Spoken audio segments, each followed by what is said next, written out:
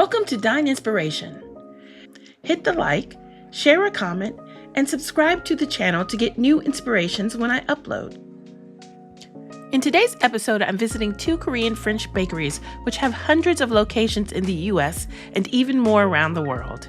The first is Paris Baguette, then off to Jours. Let's see what I found.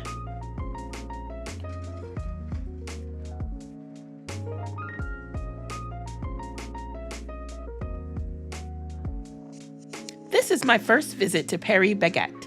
Globally, Paris Baguette has over 4,000 cafes and has been in the US for nearly 10 years. I went to visit the location in North Hills outside of Pittsburgh. It's a lovely cafe with lots of options. Now, I did go later in the afternoon, so some of the items I wanted to try were already gone. However, they still had many choices. I got my tray and started my selections.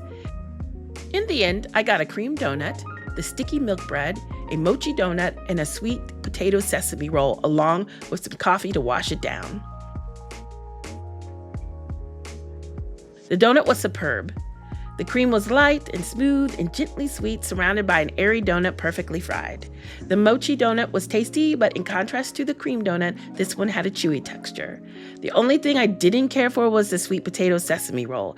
It was more savory than I was anticipating, and the sesame oil taste didn't work for me.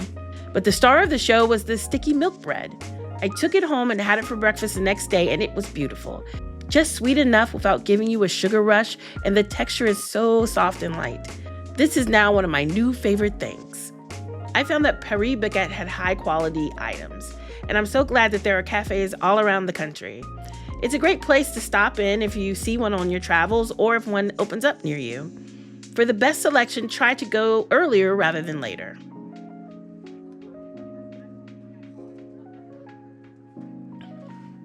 Jours is another French-inspired South Korean bakery chain.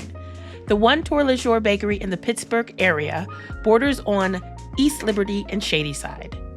The bakery is inviting when you enter, and it has lots of various pastries and savory options. I stuck mostly with just the sweet options, just like my visit to Paris Baguette.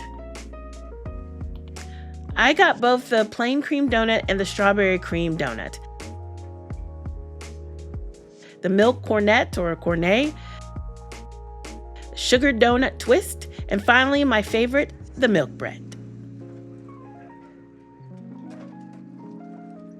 These were packaged up very nicely and looked very inviting. The plain and the strawberry donut was as good as the one at Paris Baguette. The strawberry really came through and was hard to put down.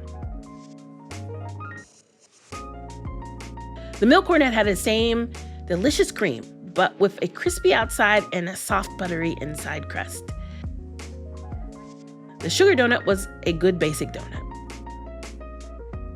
Again, the milk bread was divine. It just reaffirmed my love of it with its soft, airy interior and perfect level of sweetness. This is definitely worth a visit if you like quality pastries and desserts. It is very similar to Paris Baguette, and I love the variety both offer. I will definitely be back to try some of their other offerings.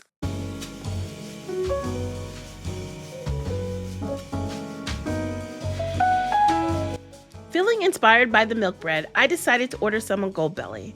The only milk bread I could find was Japanese milk bread. I was curious to see how this would compare to the Korean milk bread that I had at Paris Baguette and Jours. When the milk bread came, it was 4 huge loaves. The directions say that on day 1, you eat a slice by itself, day 2, add some jam, and on day 3, toast it and add some jam. It says the bread will become sweeter in each progressive day. I didn't sense that it became sweeter, and the bread itself was not as sweet as the milk bread at the bakeries, but it still had a great, airy, and light texture. I decided to make pull-apart bread that I often make for a group for a quick, sweet breakfast dish. Cinnamon maple pull-apart milk bread. Well, I usually use challah or brioche, but today it's milk bread. First, gather your ingredients. I have the milk bread, some maple syrup, 1 stick of softened butter, cinnamon, vanilla, salt, and brown sugar. Then preheat the oven to 350 degrees. Next, mix the stick of butter with 2 tablespoons of brown sugar, 1/4 cup of maple syrup, 1 teaspoon of vanilla, and 1 teaspoon of cinnamon. Make sure the butter is soft enough to mix, and you could even whip them together if desired, but I like it quick and easy. You can change up these ingredients as you see fit. You can use honey instead of maple syrup or another sweet syrup.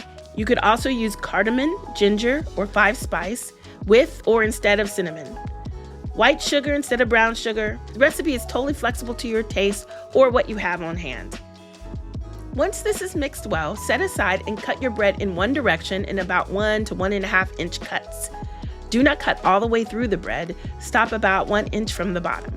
This will provide the base so that people can just tear off the squares of bread. Then cut in the other direction. Now take a spatula, spread the mix liberally between all the cuts. This is a big milk bread, so I probably should have made a bit more spread. So I'm going to try to distribute evenly first and then go back through. The brioche or challah bread are usually a bit smaller than this milk bread. Once the spread is gone, take the aluminum foil and wrap the bread. Put the bread in a 350-degree oven for about 20 to 25 minutes.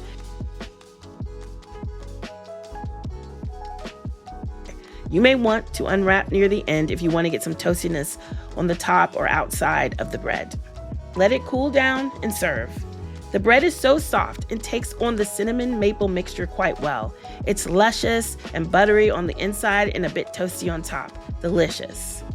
This is a quick crowd pleaser that you can add what you like to it. You could add fruit, you could add all kinds of things. But beware, you may not want to share. I hope you've discovered a new flavor inspiration. Until next time, remember, life's a banquet, so pull up a seat.